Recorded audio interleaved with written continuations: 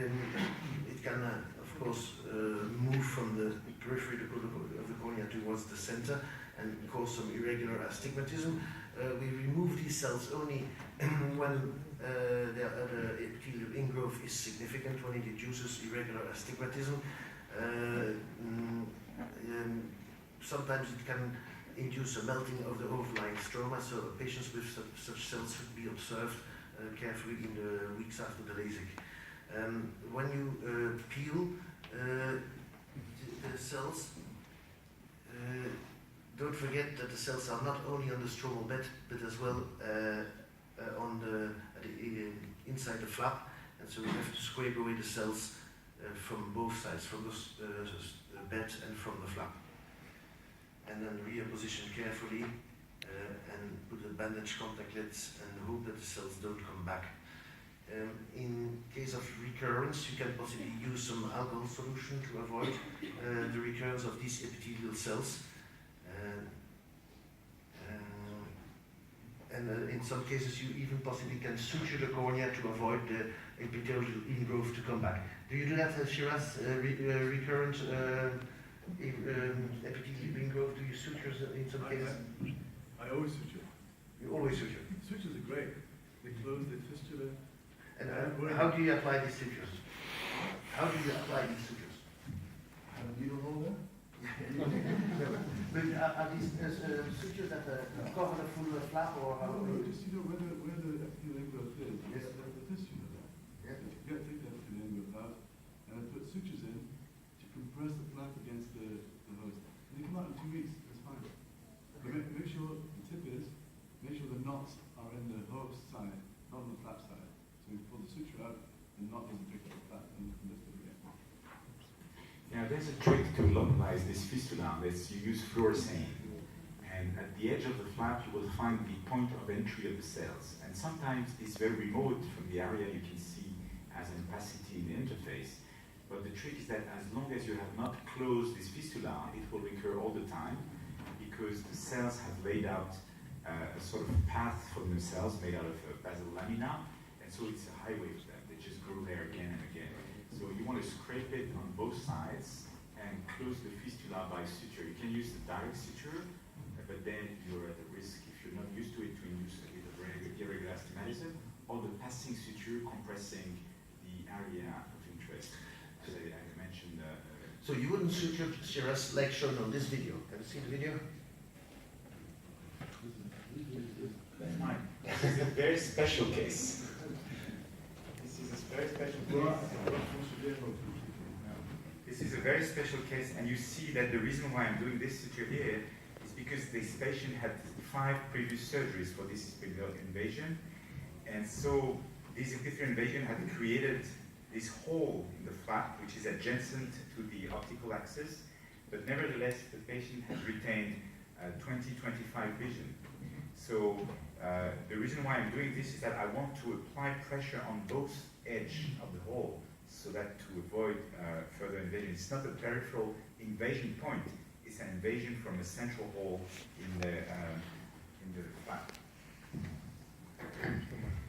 Alright, ectasia is the dreadful complication. It is much more rare than what we like to think. Actually, it seems like ectasia is a bit more rare in the Lasik population than natural keratoconus in the normal population. So no need to freak out about ectasia, but you have to be very conservative on your indications for Lasik, because if we can suspect later on that you misdiagnosed an incipient keratoconus, the blame will be on you.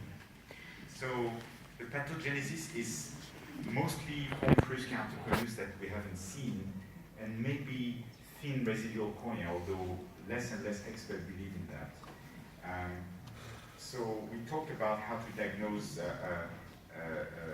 incipient keratoconus or form-first, and we know that there might be a need for follow-up of the corneal topography to diagnose ectasia, but usually it presents itself with that either a form of keratoconus that can be readily recognized, or a pseudo-decentration, when a patient had a centered ablation initially, and then the ablation becomes decentered, you should always suspect ectasia.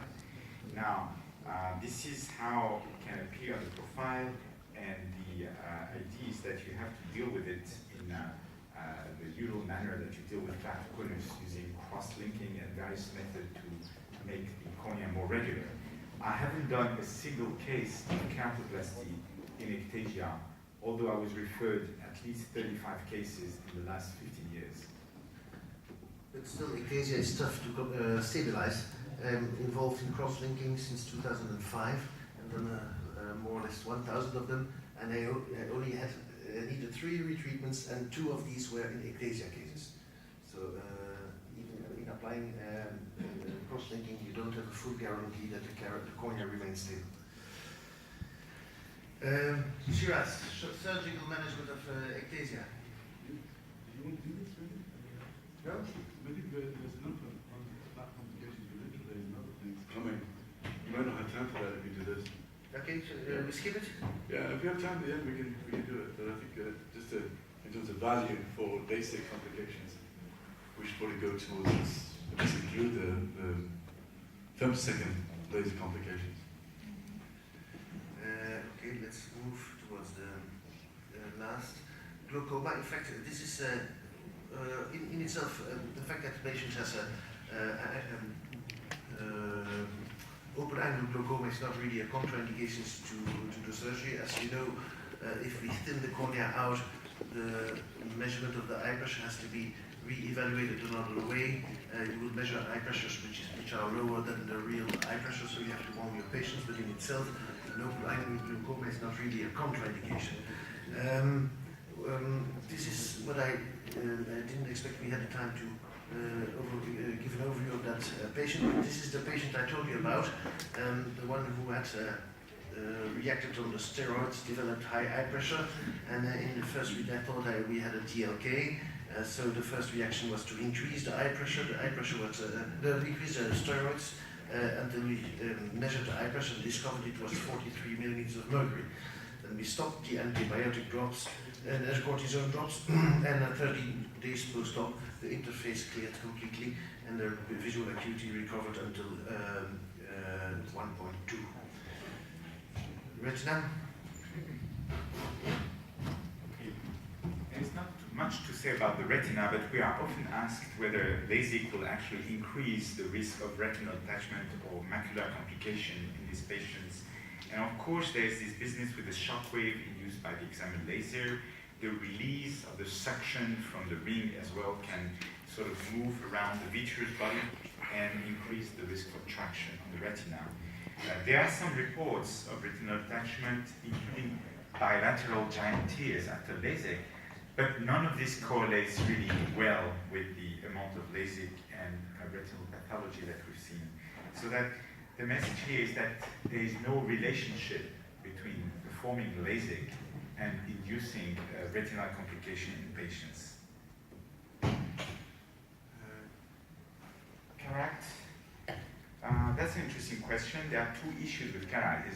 The first one is whether we can induce more cataracts by doing LASIK in our patients.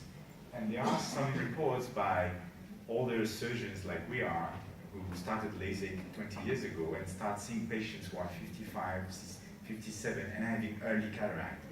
And we don't know yet for sure whether this is like symptomatic of induced cataract by UV or the shock wave of the examined laser, but this has to be watched over the years.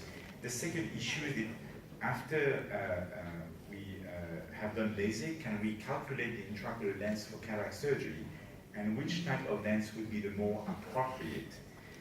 You all know that now we have many lenses to choose from, and there are some neutral approach, some negative asphericity approach, and some positive asphericity.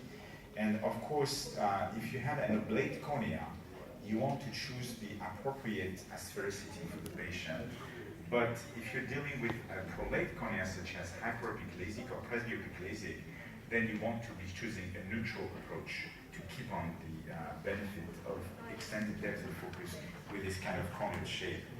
In terms of power calculation, there are many ways to go around the difficulty to measure the effective keratometry for these patients. it is best if you can provide the patient with a record of his or her surgery, including the pre-op keratometry, post-op keratometry, and refractive change.